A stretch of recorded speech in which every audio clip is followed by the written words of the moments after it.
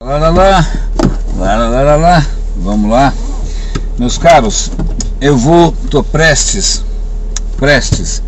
a fazer uma coisa bastante arriscada, tá? E que na verdade eu não sei se acho que é esse o propósito aqui desse videocast novo, para quem está assistindo pela primeira vez, René de Paula Júnior falando aqui. Vou fazer uma coisa muito arriscada, e na verdade a coisa arriscada não é necessariamente estar gravando ao volante, porque afinal a câmera eu só aciono quando o carro está parado, e no mais das vezes é como se eu estivesse falando sozinho, né? Então não gera uma distração maior. O que eu estou fazendo de realmente arriscado aqui é me expor, e é sobre esse tema que eu quero falar. Deixa eu ajustar o espelhinho aqui. É me expor.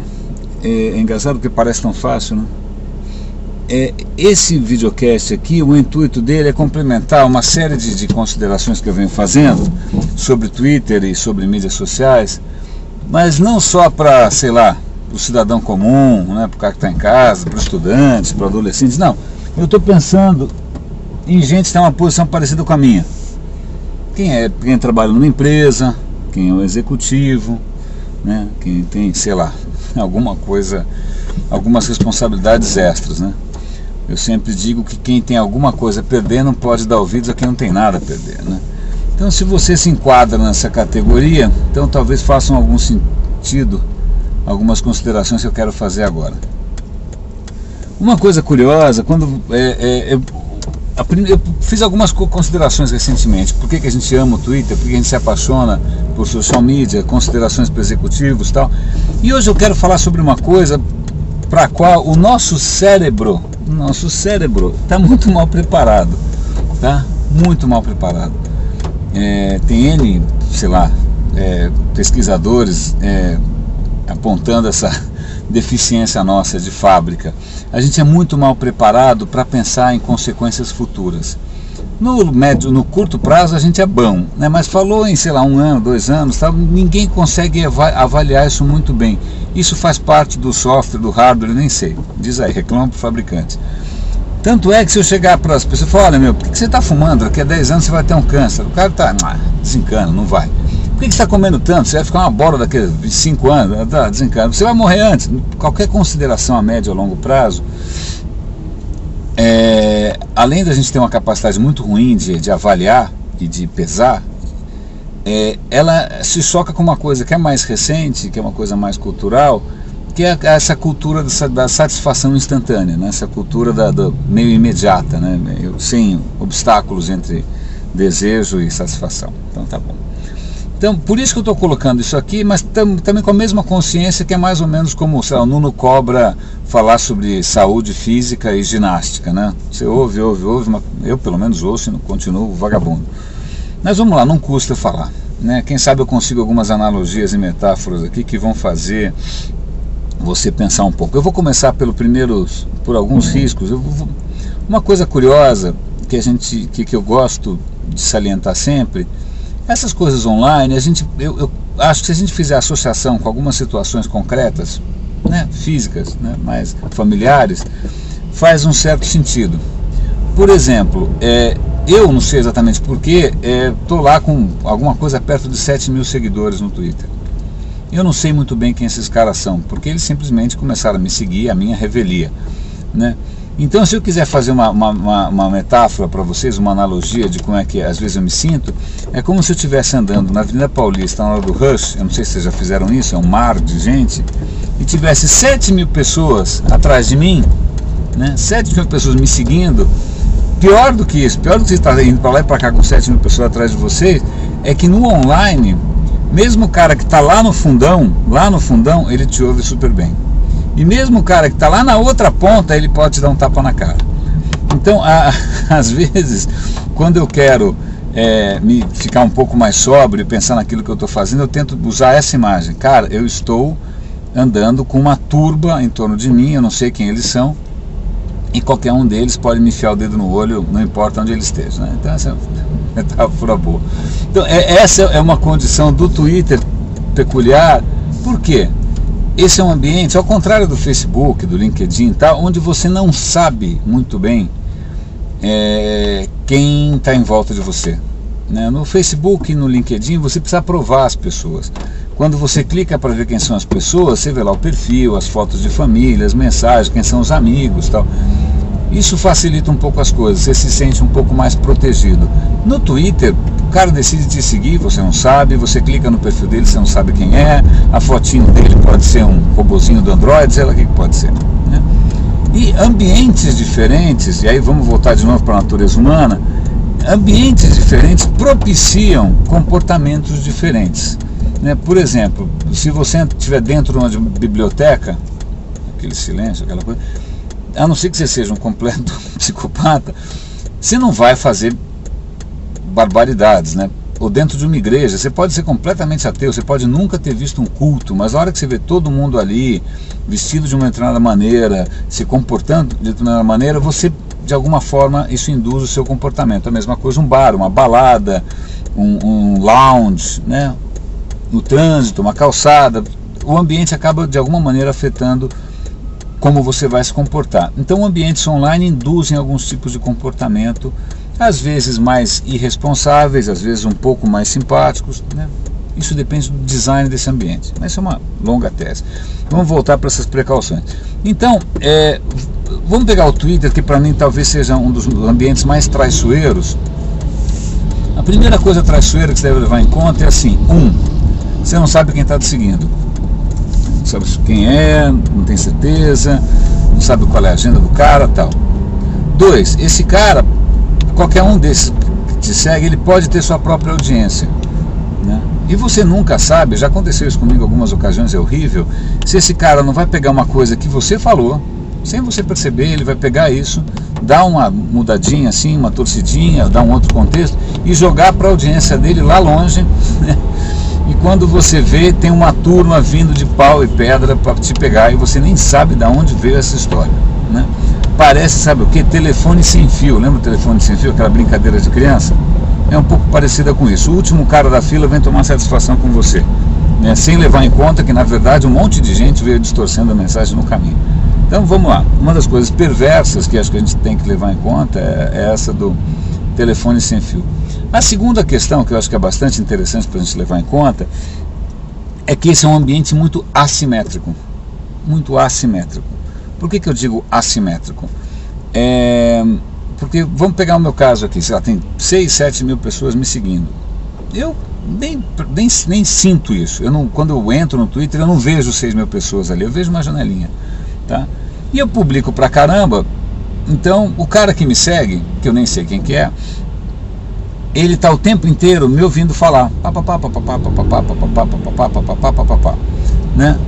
Depois de algum tempo, acho que por conta da sua própria natureza humana, ele começa a achar que eu faço parte do dia a dia dele, que eu sou um amigo, né? Que a gente faz parte da vida um do outro, né? Mais ou menos como, sei lá, eu gosto do Heródoto Barbeiro, da Molly Wood, ou sei lá de quem, gente que eu acompanho sempre, né? Eles nem sabem que eu existo, mas eu vou ficar triste se eles morrerem, mudarem de emprego e tal. Então tá, o cara me ouve o dia inteiro, acha que já faz parte da minha vida também, né? Como se houvesse alguma simetria que não existe, mas tudo bem. Aí um dia eu falo alguma coisa e dá algum gatilho ali e o cara resolve interagir comigo. Em circunstâncias normais, eu sou um cara que tem bastante exposição, vou em evento. Então, quando num evento o cara não me conhece, ele chega e fala: pô, Renê, eu acompanho seu trabalho, deixa eu me apresentar, eu sou fulano, sou de Teresina, Goiânia, sei lá de onde o cara é, tal, legal, pô, que ótimo, bom te conhecer, e aí, bacana, tira uma foto, legal. No Twitter esse protocolo inexiste, porque o cara, primeiro, acha que eu estou ali no colo dele o dia inteiro, né? Então quando o cara entra, ele já chega chegando, né? Muitas vezes, em algumas situações que são as piores, com o pé no peito, né? Então vou contar uma anedota. Recentemente eu fiz algum comentário no Twitter, alguém que eu não sabia da existência, fez um comentário bom, meio pé no peito, meio sarcástico. Aí antes de responder, eu cliquei para ver quem o cara era. Por sorte o cara tinha perfil, coisa rara. No perfil dele eu fui ver, pô, o cara era um profissional, era um cara mais velho, era um cara sênior, né? Tinha até o e-mail do cara. Aí eu peguei, mandei um e-mail pro cara e falei: olha que curioso, né? Se eu fosse julgar você pela sua resposta pé no peito, eu ia ter uma imagem errônea. Porque eu tô vendo que você é um profissional com uma carreira, um cara respeitado, etc e tal. Que bom que eu me dei a esse trabalho. Aí o cara respondeu tentando meio se justificar, que era um mal entendido e tal. E eu falei, olha, fica aqui o alerta, né? Se eu tivesse julgado você apenas, se eu não tivesse feito esse trabalhinho aí, de ir atrás de quem você era, isso podia comprometer. Por uma extrema coincidência, extrema, a minha colega do lado, 5 minutos depois, falou, Renê, você tá vendo, você vai nesse evento aqui da associação, sei lá o quê? Eu falei, não. Ah, você conhece esses caras? Na hora que ela me dá o folhetinho, era o cara que eu tava conversando no e-mail. Eu falei, não acredito, era um dos palestrantes. Eu tirei uma foto e mandei pro cara. Eu falei, olha que engraçado, uma pessoa me pediu uma opinião sua, uma opinião a seu respeito. Se eu tivesse me baseado naquele seu Twitter meio irrefletido, para dizer o mínimo, né? Que opinião que eu daria? Né? Por sorte, eu entrei em contato com você. Tá? Bom, só para você ver como é que é essa história, né? Alguns cenários interessantes.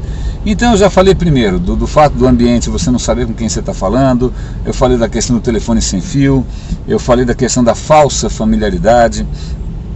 Uma outra questão que eu acho que é bastante interessante é um fenômeno meio bizarro, né? Eu estou aqui na Ponte Cidade Jardim. Se tivesse um semáforo, aqui não tem nenhum semáforo, mas se tivesse um semáforo, tenho certeza que ia parar no farol vermelho e ia ter alguém limpando o salão ali, cutucando o nariz. É um fenômeno mundial, né? Acho que desde que inventaram o semáforo ou o carro, isso acontece. Por quê? Que as pessoas limpam o nariz quando estão no carro. Quando elas estão na rua, elas não fazem isso, mas no carro, embora o carro seja envidraçado, isso acontece. A minha tese, e alguém pode confirmar, corroborar, negar, ou seja o que for, é que em algumas situações você se sente num espaço íntimo, mesmo que não faça sentido nenhum. Por exemplo, quando está falando no celular, eu acho que dispara algum gatilho e você acha que você está na sua casa falando. Por isso que tem gente que perde a compostura em público, usa o celular no cinema e sai falando alto, porque o cérebro, por alguma razão qualquer, se concentra tanto que abstrai o que está acontecendo em volta, né? Eu acho que quando você está dentro do carro, como é um espaço fechado, é um espaço seu, ele deve transmitir para o cérebro a mesma informação, eu estou no meu banheiro, né? Eu estou no lavabo de casa. Só pode ser isso, né? Dá essa falsa sensação de intimidade, né? Curiosamente, algumas plataformas online dão a mesma sensação. Twitter é uma delas, porque quando, imagina, se eu entro no Facebook e vou escrever alguma coisa no Facebook, eu estou vendo um monte de gente em volta, eu estou vendo que os meus amigos escreveram, tem uma certa percepção ali de gente em volta. Quando eu entro no Twitter, em princípio, é assim, o que você está pensando? Cara, é a pergunta mais intimista, acho que nem o terapeuta pensa, nem se teu companheiro, tua companheira ficar te perguntando isso o dia inteiro, você vai dar um soco. Mas assim, o Twitter pergunta isso o dia inteiro, o que você está pensando? O que você está pensando? Isso induz a uma falsa sensação, ainda mais que você não está vendo os milhares de espectadores, né? Isso induz a uma falsa sensação de familiaridade que faz com que você enfie o dedo no nariz em público, ou enfie o dedo no nariz dos outros, ou no olho, ou em outros, sei lá, orifícios distraídos. Então, é batata. Eu tenho certeza que aquele cara, que era um cara mais sênior, que eu comentei agora há pouco, na hora que ele fez aquele comentário refletido, se ele pudesse, ele voltava atrás. É que ele achou que não tinha ninguém olhando, né? Ele achou que estivesse sozinho, ele achou que estivesse de bermuda em casa, capaz que até tivesse, nem quero imaginar, mas essa falsa sensação confessional, né, é um risco permanente. É um risco permanente, porque na internet não tem undo, né? No computador você deleta, limpa a lixeira, dá Ctrl Z, né? Aperta lá, desfazer, undo. Na internet você mandou ali, publicou, é telefone sem fio, o negócio sai fora de controle, né? Essas coisas dão cria, né? Então fica duplamente difícil, né? Primeiro porque já é uma plataforma com pouquíssimo controle, a audiência é completamente fora do seu controle também, e tudo te leva a um comportamento pouco refletido, né? Um comportamento pouco ponderado, né? Então são esses riscos que eu coloco aqui, né? Eu sei que isso pode parecer um pouco, sei lá, não sei se vai parecer quadrado, old school, fashion e tal, mas a questão é a seguinte: eu não sei quem que você toma como modelo, né, como role model, mas não pode. Se você se pauta por comportamento de adolescente, Se você se acha que por acaso essa lenda da geração Y pode servir de exemplo para qualquer um, então, meu caro, boa sorte, né? Boa sorte, boa sorte. LinkedIn está aí para isso, né? Para procurar emprego novo depois, né? Essa história de levar em conta né, o que você tem a perder, o que você não tem a perder, isso é uma coisa curiosa também, porque eu faço o possível. Eu sou um cara bastante focal, né? Tá vendo aqui, né? Eu publico em revista, publico sem parar o tempo todo, né? Eu sou meio, não sou um exemplo a ser seguido, né? Não só porque eu falo dirigindo, mas porque realmente eu me exponho tanto que para mim já virou um critério de escolha de empresa. Assim, eu vou ter liberdade, né? Vou ter autonomia, eu vou ter voz própria, eu posso manter o meu trabalho. E aí, felizmente, eu tenho encontrado empresas que me dão essa abertura, né? Para mim já virou até um critério de escolha. Se eu vou para uma empresa em que de repente eu não vou poder ter minha própria voz, esquece, né? Se alguém for me brifar, esquece, né? Mas isso é uma coisa minha, tal, que não deve valer para todo mundo. É muito provável que você trabalhe em circunstâncias um pouco mais duras, né? Um pouco menos, sei lá, de repente você trabalha no mercado financeiro, você não vai sair por aí, né, falando bobagem. Então, senão o sistema financeiro inteiro cai, né? É um messenger teu que vaza e o sistema financeiro cai. Mas uma coisa curiosa, eu tomo algumas precauções, né? Eu, por exemplo, eu blogo, eu publico coisas profissionalmente, né, faz parte do meu trabalho, e para isso eu tenho um ID profissional no trabalho. Eu tenho no Twitter, lá tem o Twitter, Web Fora da Caixa, é o meu Twitter corporativo. Se você entra no meu perfil, eu falo quem eu sou, onde eu trabalho, um link para o meu blog corporativo. Eu uso em paralelo o meu Twitter pessoal, que é onde eu realmente sou muito mais... eu me permito algumas coisas a mais, mas se você entrar no perfil do meu negócio pessoal ali, do meu Twitter pessoal, que é @René de Paula, vai estar lá, eu trabalho na empresa tal, esse é o meu Twitter pessoal e aqui está o link para o meu blog pessoal, né? É uma precaução que eu tomo, né? Mas o que eu tenho a te dizer é o seguinte: precauções como essa ajudam, mas não vão te salvar na hora do linchamento. Eu vou te contar, vamos ver se eu posso contar alguma história contável, né? Mas está um trânsito bastante respeitável, é bom porque você tem tempo para conversar aqui. O que acontece? Já aconteceu de eu ter saído de uma empresa,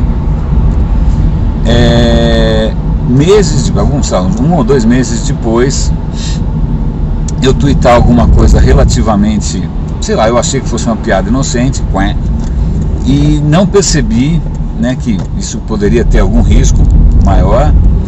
Aí o que acontece? No dia seguinte me liga o meu ex-diretor no celular, de noite. Eu falei: oi, fulano, tá tudo bem, né? Imagina, nem sou funcionário mais, por que você tá me ligando? Ele falou: não, cara, tá dando maior enrosco aqui. Eu falei: o que aconteceu? Olha lá teu Twitter. Quando eu fui ver, acontece o seguinte: era época de campanha política e um dos candidatos tinha lá um time de social um pouco mais agressivo. Os caras pegaram o que eu tinha publicado, deram um nozinho, jogaram isso numa audiência hostil e ainda colocaram: olha aqui o que o executivo da empresa tal falou a respeito.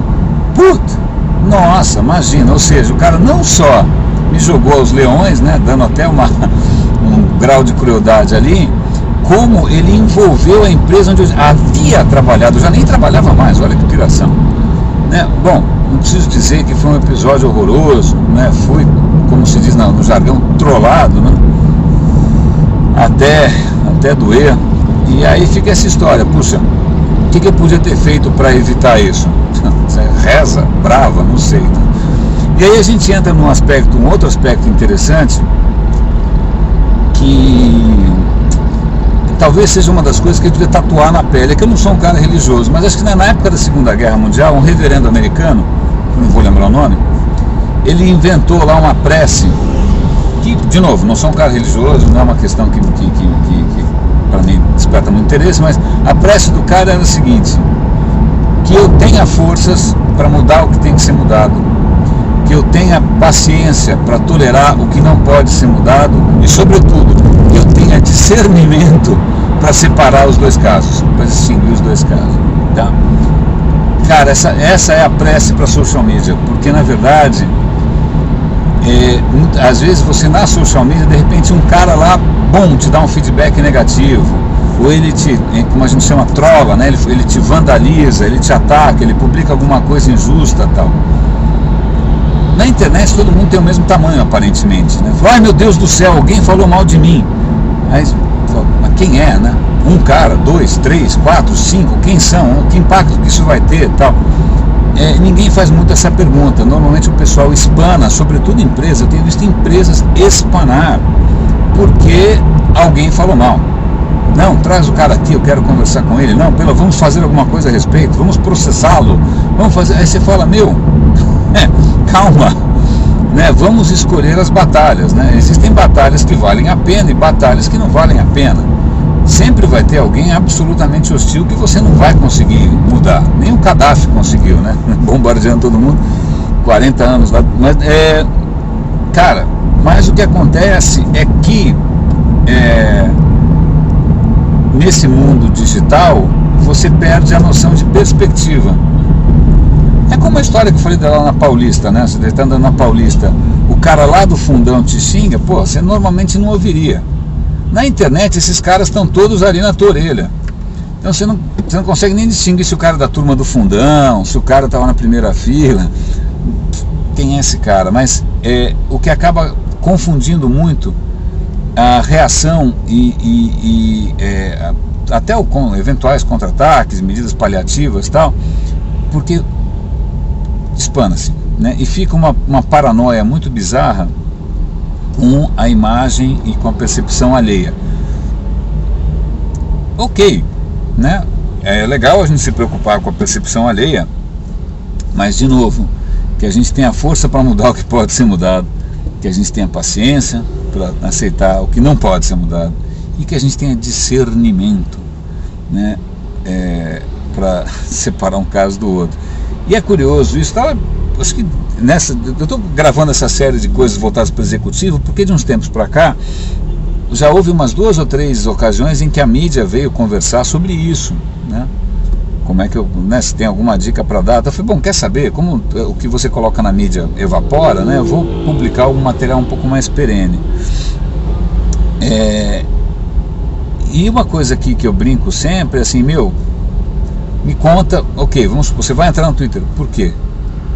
Por quê? É uma pergunta, no meu trabalho eu tenho que me perguntar isso, porque eu estou num papel de relacionamento, de criar um programa de relacionamento que vai ter 500 canais diferentes, canal presencial, vai ter canal online, vai ter um monte de coisa, né?